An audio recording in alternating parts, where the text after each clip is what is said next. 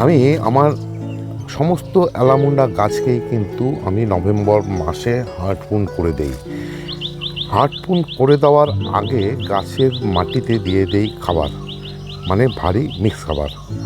December এবং November মাস, এই 2 মাস কিন্তু গাছকে আমি কোনো রকম খাবার দিই না, শুধুমাত্র জল স্প্রে করে যাই গাছের মধ্যে।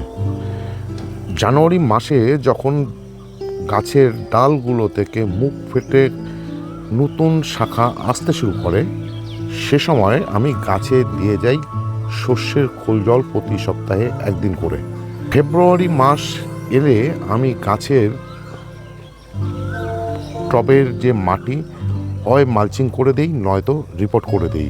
কিন্তু আমার কাছে যে সাইজের গাছগুলো রয়েছে, যে টবগুলোতে রয়েছে, তাতে রিপোর্ট না করে আমি কিন্তু মালচিং করে দেই। মালচিং করে দেওয়ার পর গাছগুলো থেকে যে নতুন শাখাগুলো বেরোতে শুরু করেছিল, সে সমস্ত শাখারা কিন্তু আস্তে আস্তে ঝাড়ে পরিণত হয়। আর সেই সময় থেকে চালু করে দেই আমি একটি রাসায়নিক খাবার সর্ষের খোল জলের পাশাপাশি। সেটা হচ্ছে NPK 0-52-34 15 দিন পর পর। বর্তমানে গাছে যখন এভাবে কুঁড়ি এবং ফুল আসতে শুরু করেছে, আর যেহেতু এ সময় গরম রয়েছে, আমি কিন্তু সর্ষের খোল জল একবারে বন্ধ করে দিয়েছি। আমি শুধুমাত্র এখন দিয়ে যাচ্ছি একটি রাসায়নিক খাবার, সেটা হচ্ছে 10-26-26 15 দিন পর পর।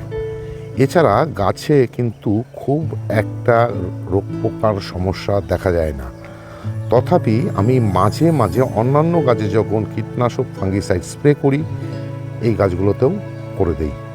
আর এটাই ছিল এই সময়কার অ্যালামুন্ডা গাছের পরিচর্যা।